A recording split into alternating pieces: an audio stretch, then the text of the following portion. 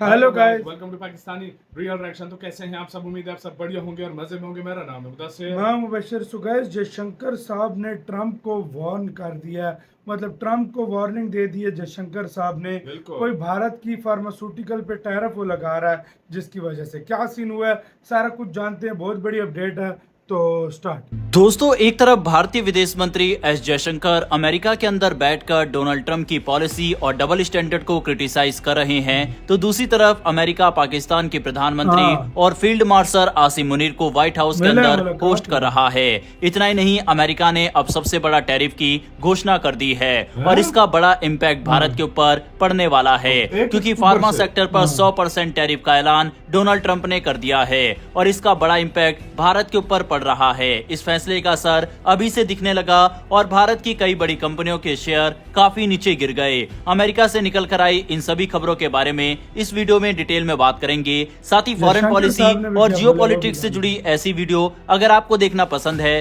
तो नीचे दिए गए सब्सक्राइब बटन को प्रेस कर बेल आइकन को जरूर दबा लें, जिससे हमारी डेली ऐसी वीडियो आप तक सबसे पहले पहुंच सके। तो चलिए शुरू करते हैं इस वीडियो को। दरअसल 25 सितंबर 2025 को ट्रंप ने अपने सोशल मीडिया प्लेटफॉर्म पर घोषणा की कि 1 अक्टूबर से अमेरिका में आने वाली हर ब्रांडेड और पेटेंट दवा पर 100% टैरिफ यानी 2 गुना टैक्स लगाया जाएगा। लेकिन इस नियम में एक शर्त रखी गई है, अगर कोई दवा कंपनी अमेरिका में अपनी फैक्ट्री बना रही है या फिर उसका निर्माण कार्य शुरू हो चुका है तो उसकी दवाओं पर ये टैक्स नहीं लगेगा।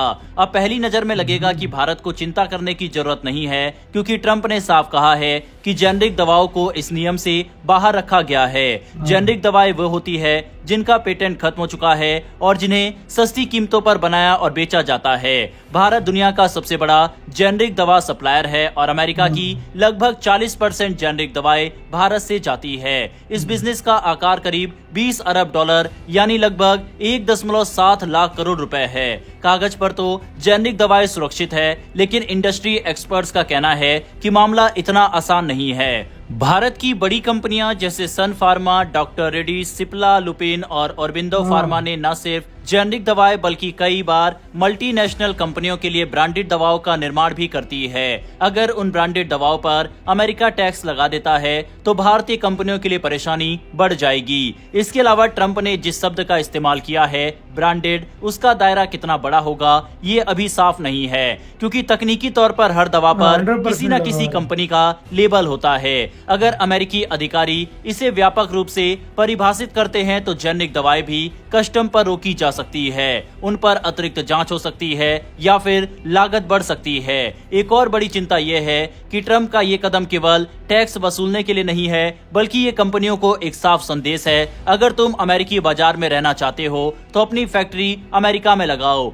इसका असर भारतीय कंपनियों पर सीधा पड़ सकता है। जो बड़ी कंपनियां हैं वह तो अमेरिका में फैक्ट्री खोलने पर विचार कर सकती है, लेकिन उसके लिए भारी निवेश करना होगा। इससे उनकी लागत बढ़ेगी और मुनाफा घटेगा। वहीं छोटे और मझोले स्तर की दवा कंपनियां शायद ऐसा कर ही ना पाए। अगर ब्रांडेड दवाएं महंगी हो जाती है तो कम से कम शुरुआत में अमेरिकी उपभोक्ता जेनरिक दवाओं की ओर ज्यादा झुक सकते हैं। ये भारत के लिए एक अवसर भी हो सकता है, लेकिन ध्यान रहे, अगर अमेरिका में जेनरिक दवाओं पर निर्भरता अचानक बहुत बढ़ गई तो हो सकता है कि वॉशिंगटन उन पर भी पाबंदियां लगाने लगे। यानी अभी तो जेनरिक दवाएं बची हुई है, लेकिन भविष्य में क्या होगा ये कोई नहीं कह सकता।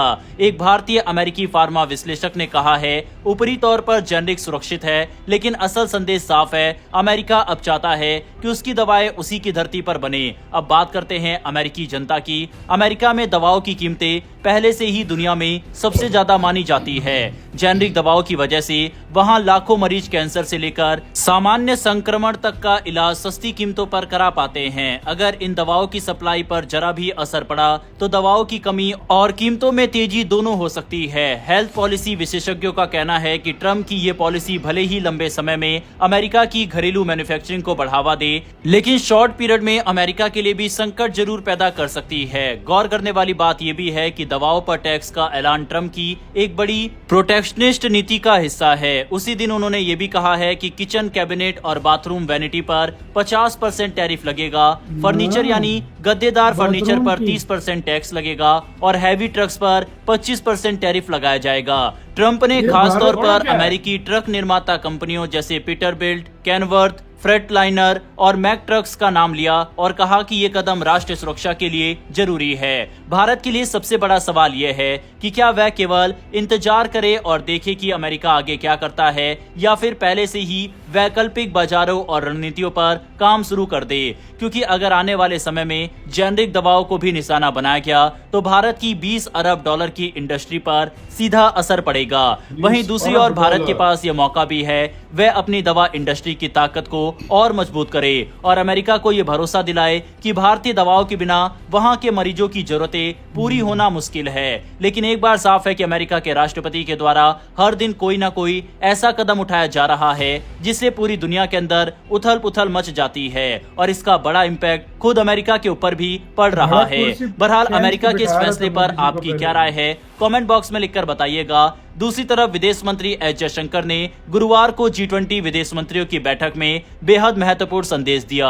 उन्होंने दुनिया भर में चल रहे संघर्षों, आतंकवाद और ऊर्जा संकट पर बात करते हुए बड़ी ताकतों के दोहरे रवैये पर सवाल उठाए। जयशंकर ने खास तौर पर रूसी तेल के मुद्दे पर अमेरिकी रुख की ओर इशारा करते हुए कहा कि ऊर्जा आपूर्ति और लॉजिस्टिक में रुकावटें पैदा करना ही नहीं बल्कि कीमतों और पहुंच को दबाव का हथियार बना देना, ये सब उन देशों के लिए गंभीर चुनौती है जो पहले से ही कमजोर है। उनके अनुसार इस पूरे मामले में डबल स्टैंडर्ड्स यानी दोहरे मापदंड साफ दिखाई देते हैं। जयशंकर ने साफ कहा कि यूक्रेन युद्ध और गाजा संघर्ष जैसे हालातों का सबसे ज्यादा बोझ ग्लोबल साउथ यानी विकासशील देशों पर पड़ रहा है।